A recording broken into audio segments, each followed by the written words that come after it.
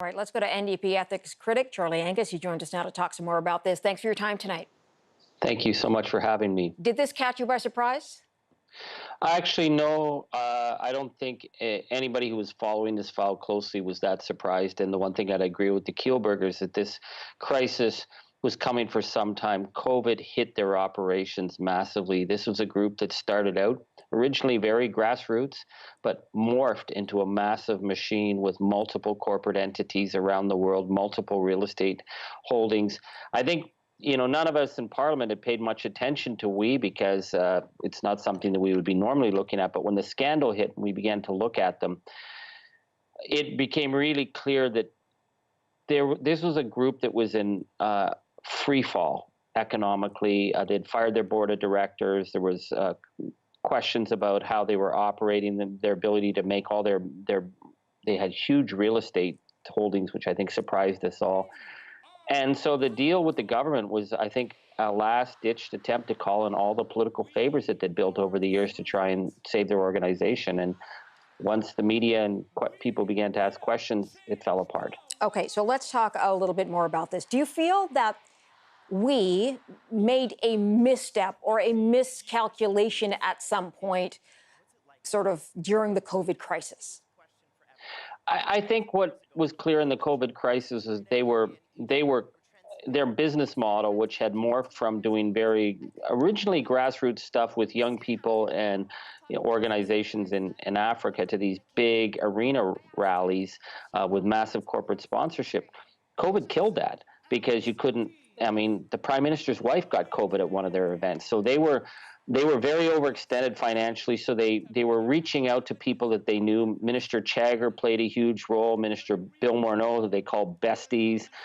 When they were promoting the project, literally to cabinet, they were showing pictures of the Prime Minister's family, so they were very deeply embedded with the Liberal government.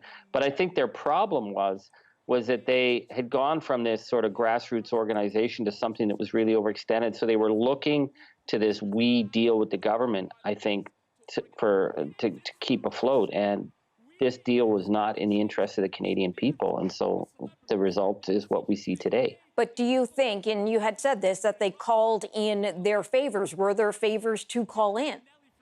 Well, they certainly were calling in their favors. And the one thing I would certainly disagree with what I heard from both Craig and Mark Kielburger's interview tonight was they said they answered Canada's call. They were the ones making the call. They were not registered to lobby. We see from the documents major outreaches. So the calls were to Bill Morneau, someone that was the political staff referred to them and the Kielburgers as besties. Minister Chagger played that April 17th meeting, which she did not tell Parliament about. That, I think, was the driver of this thing. And of course, they were really playing up on the fact of their close relations with the Trudeau family. And I think at the end of the day, when we step back from this and look at what was being pitched, this was I think, a desperation bid. The promises were really over the top. What they were claiming that they would deliver, I don't think was possible.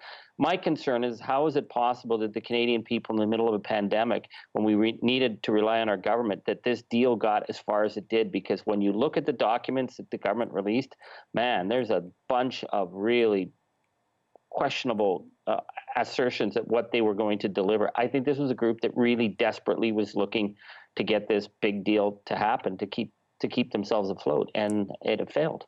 Okay, so what now? This has been looked at by the Finance Committee. You were part of that prorogue.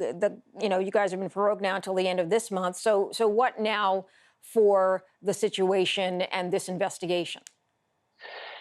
I think what's really important is that we're talking about money that was desperately needed by Canadian students. None of that money got out the door. This is money in the middle of a pandemic when we need government to be putting Canadian interests first. There are a lot of questions still, whether the Kielburger brothers are in the picture or not. How did we end up in a situation with this kind of, I think it was basically a scheme that got that far with that little scrutiny?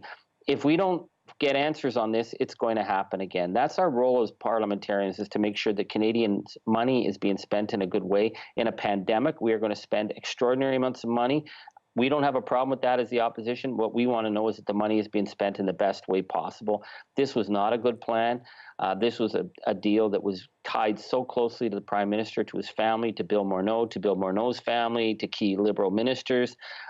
This thing went off the rails from the get-go because it was about political connections, and it wasn't about something that was actually a solid plan that would help students, and students are still losing out. So we still have lots of questions on this issue. Charlie Angus, I got to leave it there, but appreciate you joining us on the program. Thanks for your time tonight. Thank you so much.